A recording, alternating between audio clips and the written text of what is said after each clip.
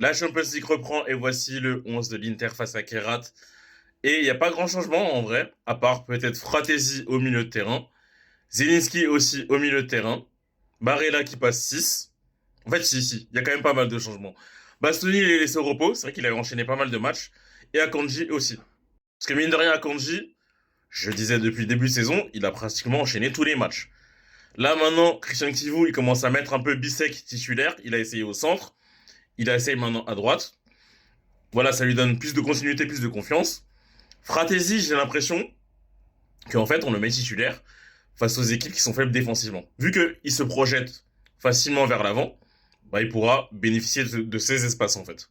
Et Zelensky, honnêtement, c'est logique, vu qu'il s'est fait sortir comme un malpropre à la mi-temps, enfin non, à la 55e minute, excusez-moi, du dernier match de championnat, alors qu'il avait marqué un beau but, bah honnêtement, le fait qu'il soit titulaire, c'est pas une surprise aussi. Thuram qui est de retour officiellement, en tout cas à l'entraînement, mais en tout cas, pour l'instant, pas titulaire pour lui. Peut-être ce week-end, à voir.